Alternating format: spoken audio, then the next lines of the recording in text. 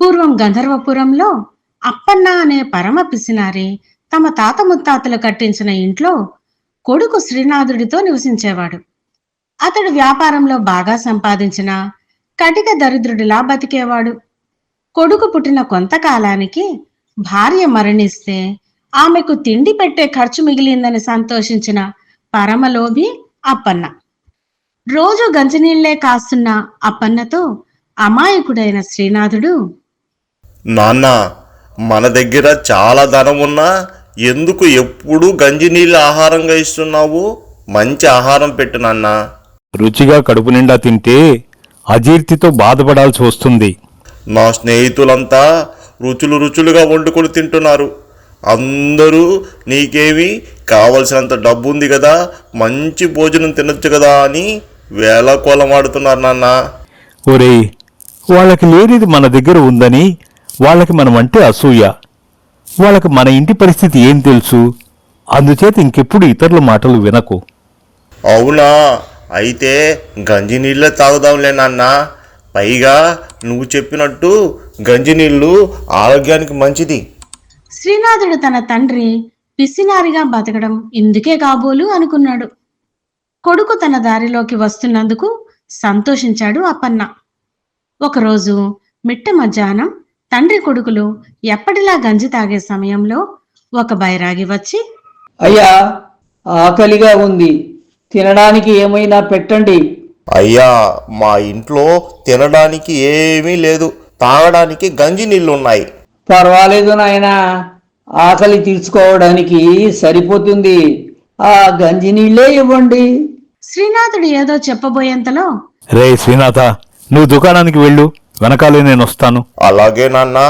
శ్రీనాథుడు దుకాణానికి వెళ్ళిన వెంటనే అప్పన్న కోపంగా బైరాగి వైపు తిరిగి పట్టరాని కోపంతో, గంజినీళ్లు లేవు, మంచినీళ్లు లేవు, పో బయటకు.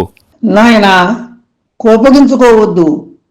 నీ దగ్గర అంత సంపద ఉంది కదా, అందులో మాలాంటి వారి ఆకలి తీరిస్తే వచ్చే జన్మలో కూడా ఇలా ధనవంతుడుగా పుడతావు. పోయిన జన్మలో నువ్వు ఇతరులకు దానం చేశావు కాబట్టే ఈ జన్మలో ధనవంతుడిగా పుట్టావు. భలే చెప్పొచ్చావులే కాని నీతులు. అడుక్కోవడానికి కొత్త ఎత్తుగడలు వేస్తున్నావా? అయినా ఇంకో జన్మ ఉందో లేదో నాకు తెలియదు. అందుకే వచ్చే జన్మలో ఎలా పుడతానో నాకు అనవసరం. ఇక నువ్వు వెళ్ళి ఇక్కడి నుంచి. పోని, గంజి నీళ్లు పొయ్యకపోతే పోయావు, కనీసం నువ్వు సంపాదించిన సంపదను నా కళ్ళారా చూసి వెళ్ళిపోతాను. అలా చేసినందుకు నీకు 2 వరహాలు ఇస్తాను. 2 వరహాలు దగ్గర పెట్టుకుని ఆకలికి అడుక్కోవడం ఎందుకు? దానితోనే పలహారాలు కొనుక్కొని తినొచ్చుగా. అయినా నీకు నా సంపదను చూపిస్తే నీవు దానిని దోచుకుంటే చెప్పినట్టు చాలుగాని వెళ్ళు. మేము సర్వసంగ పరిత్యాగులం. ఆకలికి ఏదో కడుపు నింపుకుంటాం. నీవు మమ్మల్ని పరిపూర్ణంగా నమ్మవచ్చు. అయినా నిజంగా దోచుకునేవాడిని అయితే నీ దగ్గరకు వచ్చి చూపమ్మని అడగనుగా. మాకు డబ్బు మీద వ్యామోహం లేదు. డబ్బు సంపాదించడం చేతగాని వాడు చెప్పే మాటలే ఇవి. వీలైతే నా అంత సంపాదించి చూపించు. ఇన్ని మాటలు ఎందుకు? ఈ 2 వరహాలు తీసుకుని నీ ధనం చూపించు. చూస్తూ చూస్తూ 2 వరహాలు పోగొట్టుకోవడం ఎందుకు? అతను నా సొమ్ము చూస్తాను అన్నాడే కాని తీసుకోడు కదా. పైగా మనకు 2 వరహాలు లాభం. సరే, అయితే ఆ 2 వరహాలు ఇటు ఇవ్వు, నేను కూడబెట్టిన నా ధనం చూపిస్తాను. బైరాగి దగ్గర 2 వరహాలు తీసుకుని తాను డబ్బు దాచిపెట్టే భోషానం తెరిచి చూపించాడు. అప్పన దాచుకున్న ధనాన్ని చూపిస్తూ బైరాగి, నన్ను నీ అంత డబ్బు సంపాదించి చూపించు అని అన్నావుగా. ఇదిగో చూడు, ఇదే నా డబ్బు. ఏయ్, నా డబ్బుని నీ డబ్బు అంటావా? తిక్కగా ఉందా? ముందు బయటకు నడువు. ఆవేశపడకు నాయనా. నువ్వు ఈ సంపదని ప్రతిరోజు చూసి తృప్తి పడతావు గాని నువ్వు అనుభవించలేవు. ఇప్పుడు నేను కూడా అదే చేస్తున్నాను. ఈ సంపద నీదైనా నేను నీలాగే చూస్తున్నాను, కానీ అనుభవించలేను.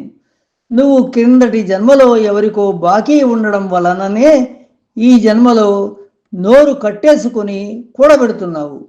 బైరాగి మాటల్లో అంతరార్థం గ్రహించలేని అప్పన్న, చాలులే, పెద్ద చెప్పొచ్చావు. అసలు నీకు నా సంపద చూపించి తప్పు చేశాను. బయటకు పో. అప్పన్న మాటలకు బైరాగి నవ్వుకుంటూ వెళ్ళిపోయాడు. మరుసటి రోజు దుకాణంలో కొంత డబ్బు తగ్గడం గమనించిన అప్పన్న ఇంటికి వెళ్లి శ్రీనాథునితో, ఒరేయ్, దుకాణంలో సొమ్ము తీసుకుని ఏం చేస్తున్నావు? అసలు సొమ్ము ఎందుకు తీస్తున్నావు? నాన్న, నేను తీసుకున్న సొమ్ము నా ఒక్కడి కోసం కాదు, మన ఇద్దరి కోసం తీసుకున్నాను. మన ఇద్దరి కోసం ఏంటి? కొంచెం అర్థమయ్యేలా చెప్పు. నీ దగ్గర డబ్బులు లేవని గంజినీళ్ళు తాగుతున్నాం కదా. గంజినీళ్ళు త్రాగి త్రాగి నాలుక చప్పబడిపోయింది. దుకాణంలో బోలెడు డబ్బులున్నాయిగా, అందుకని ఆ డబ్బుల్లో కొంత తీసుకొని మిఠాయిలు కొన్నాను నాన్న. చాలా రుచిగా ఉన్నాయి. నేను కొంత తిని నీకోసం కొంత తెచ్చాను, తిను. ఎంత పని చేశావురా మూర్ఖుడా! నా కడుపును చెడబుట్టావు కదరా. ఎందుకు నాన్న నన్ను తిడతావు? నేనొక్కడినే తినకుండా నీకు కూడా మిఠాయిలు తెచ్చాను కదా. అని అమాయకంగా అన్నాడు శ్రీనాథుడు. కొడుకు అమాయకత్వానికి జాలిపడి వాడిని డబ్బులు తాకకుండా కట్టడి చేయకపోతే అసలుకే మోసం వస్తుందని గ్రహించి ఒక ఉపాయం ఆలోచించి కొడుకుతో, నాయనా, నేను తిట్టింది నువ్వు నాకు మిఠాయిలు తెచ్చినందుకు కాదు. దుకాణంలో డబ్బులు మనం వాడుకోకూడదు. తన దగ్గర ఉన్న ధనమంతా ఒక పెద్ద కుండలో పెట్టి భూమి త్రవ్వి అందులో పెట్టి పైన ఒక్క వరహా మాత్రం పట్టే సందు చేసి, ఈరోజు మన దుకాణంలో వచ్చిన డబ్బు ఇవ్వు అంటూ తీసుకొని ఒక్క వరహా ఉంచుకొని మిగతాదంతా సందు ద్వారా భూమిలో పాతిన కుండలో వేసి, నాయనా, మనం భూమికి అప్పు ఉన్నాము. ఈ భూమిలో మన తాతలు తండ్రులు అప్పు తీసుకున్న రుణదాతలు ఉన్నారు. మనం ప్రతిరోజు మిగిలిన డబ్బులు ఇందులో వేసేయాలి. మనం పేదవాళ్ళం కదా, అందుకే రోజు వచ్చిన ఆదాయాన్ని ఇలా జమ చెయ్యాలి. అయ్యో, ఇన్నాళ్ళు నాన్నని అపార్థం చేసుకున్నాను.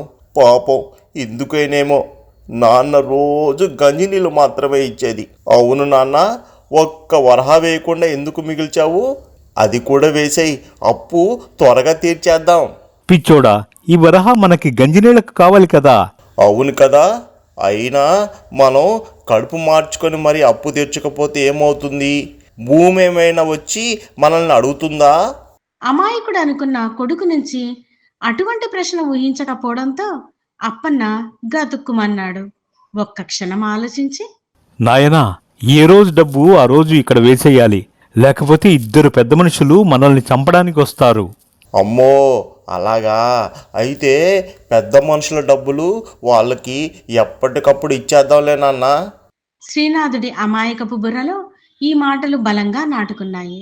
మొత్తానికి ఎట్లో ఒకట్లా కొడుకు తన దారికి వచ్చినందుకు సంతోషించాడు అప్పన్న. కొన్ని రోజులు గడిచాయి. ఒకరోజు అప్పన్న కొడుకుని పిలిచి, నాయనా, పని నిమిత్తం రాజధానికి వెళుతున్నాను. ఒక 3 రోజుల తర్వాత వస్తాను. మన గుమాస్తా రంగన్న సహాయంతో దుకాణం చూసుకో. అలాగే ఏ రోజు డబ్బులు ఆ రోజే భూమిలో వేయడం మర్చిపోకు. మీరు సంతోషంగా వెళ్ళిరండి నాన్న, ఇక్కడి వ్యవహారాలు నేను చూసుకుంటాను. మరుసటి రోజు అప్పన్న రాజధానికి వెళ్ళిన తర్వాత శ్రీనాథుడు దుకాణానికి వెళ్ళి రంగన్న సాయంతో పనిచేయసాగాడు. భోజనం వేళయింది. అతనికి గంజినీళ్లు తాగబుద్ధి కాలేదు. మా నాన్న వచ్చిన తర్వాత డబ్బులు భూమికి చెల్లిస్తాడు. ఈ 2 రోజులు ఈ డబ్బులతో మంచి భోజనం చేయాలి అని మనసులో అనుకుని షడ్రసోపేతమైన భోజనం తెప్పించుకొని తిన్నాడు శ్రీనాథుడు. అలా 2 రోజులు ఆనందంగా గడిచాయి. 2వ రోజు రాత్రి నగరంలో పేరు మోసిన దొంగలు మల్లయ్య, వీరమల్లు, ఏరా మల్లయ్య, ఈ రాత్రికి ఏ ఇంట్లో దొంగతనం చేద్దాం? నేను అదే ఆలోచిస్తున్నానురా. ఎక్కడికి వెళ్ళాలో నాకు తెలియడం లేదు. దానికి ఇంత ఆలోచించేది ఎందుకు? ఆ పిసినారి అప్పన్న ఉన్నాడుగా, కడుపు మార్చుకొని మరీ కూడబెట్టాడు కదా, వాడింటికి వెళ్దాం. పైగా వాడు ఇంట్లో లేడు. మందమతి కొడుకు ఒక్కడే ఇంట్లో ఉన్నాడు. భలే, ఆ అప్ప నీళ్ళు దోచుకుంటే ఇక మనం దొంగతనం చేయవలసిన అవసరం లేదు. జీవితాంతం దర్జాగా బ్రతికేయచ్చు. 2 రోజులు మంచి భోజనం చేసినందుకు సంతోషంగా ఉన్న తండ్రి చెప్పిన మాట విననందుకు తనను తాను నిందించుకోసాగాడు శ్రీనాథుడు.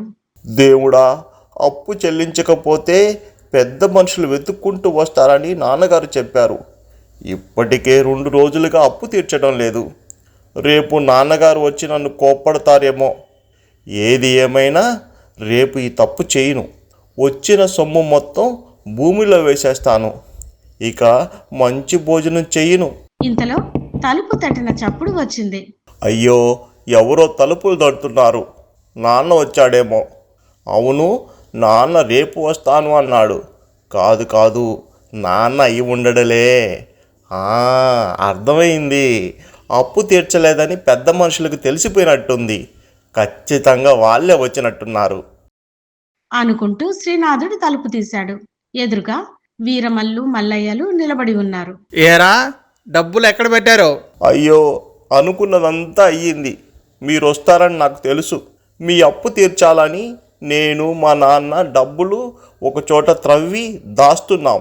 ఈ 2 రోజులు మాత్రం డబ్బులు నా సొంతానికి వాడాను. క్షమించండి. వాడి అమాయకత్వం ముందే తెలిసిన వీరమల్లు మల్లయ్యకి సైగ చేసి, సరే సరేలే, ఆ 2 రోజుల డబ్బుల సంగతి వదిలేయి. ఇంతకు ముందు దాచిన డబ్బులు ఎక్కడో చూపించు, అప్పు కింద జమ చేసుకుంటాం. పెద్ద మనుషులారా, మీరు చాలా మంచివారులాగా ఉన్నారు. ఆ డబ్బులు ఎక్కడ దాచామో చూపిస్తాను. కానీ ఈ 2 రోజుల డబ్బులు నేను వాడుకున్నానని మా నాన్నకి చెప్పొద్దు. భలే వాడివే, నువ్వింతగా చెప్పాలా? పద పద, డబ్బులు దాచిన చోటు చూపించు. శ్రీనాథుడు తన తండ్రి దాచిన సొమ్ముని వారికి చూపించాడు. ఒరేయ్, నీ మంచితనం చూస్తుంటే జాలేస్తుంది. అప్పు తీరిపోయింది. ఇక అప్పు తీర్చడం కోసం కష్టపడద్దని మీ నాన్నకి చెప్పు. వీరమల్లు మల్లయ్యలు అప్పన్న సొమ్ము మొత్తం దోచుకొని మూటలు కట్టుకొని వెళ్ళిపోయారు. పక్క రోజు తెల్లవారగానే అప్పన్న ఇంటికి వచ్చాడు. శ్రీనాథుడు ఏదో గొప్ప ఘనకార్యం చేసినట్లు, నాన్న, నన్ను ఏమీ చేతగాని వాడివని తిడుతూ ఉంటావు కదా. ఇప్పుడు నేను చెప్పే విషయం వింటే ఆనందంతో ఎగిరి గంతులేస్తావు. ముందు విషయం ఏంటో చెప్పు. అది ఎగిరి గంతులేసే విషయమా కాదా నేను చెప్తాను. శ్రీనాథుడు రాత్రి జరిగిన విషయమంతా పూసగుచ్చినట్లు ఉత్సాహంగా చెప్పాడు. నాన్న, పెద్ద మనుషులు నా మంచితనం చూసి ఇక అప్పు తీరిపోయింది, కట్టనవసరం లేదని చెప్పారు. ఆ మాటలకు అప్పన్న కాళ్ళ కింద భూమి కదిలినట్లయింది. పరుగు పరుగున వెళ్ళి భూమిలో దాచిన సొమ్ము కోసం వెతికాడు. మొత్తం తవ్వేసి కనబడింది. ఒరే పనికిమాలినోడా, ఎంత పని చేశావురా! నిన్ను నమ్మి ఇంటిని వదిలి వెళ్ళినందుకు నాకిలా జరగాల్సిందే అంటూ గుండెలు బాదుకుంటూ ఏడవసాగాడు. శ్రీనాథుడు బిక్కమొహం వేసుకొని నిలబడిపోయాడు. అప్పుడే అక్కడికి వచ్చిన బైరాగి, పాపం, అన్యం పుణ్యం తెలియని అమాయకుడైన నీ కొడుకుని ఎందుకు నిందిస్తావు? ఓహో, నా ఏడుపు చూద్దామని వచ్చావా? ఈ లోకంలో ఏడుస్తుంటే చూసి సంతోషించే వాళ్ళకి కొదవేముంది? తప్పంతా నీది పెట్టుకొని నన్ను నిందిస్తావు ఎందుకు? కొడుకుకి చదువు చెప్పిస్తే ఖర్చు అవుతుందని వాడిని అప్రయోజకుడిని చేసింది ఎవరు? మంచి తిండి తింటే ఖర్చు అవుతుందని గంజి త్రాగిందెవరు?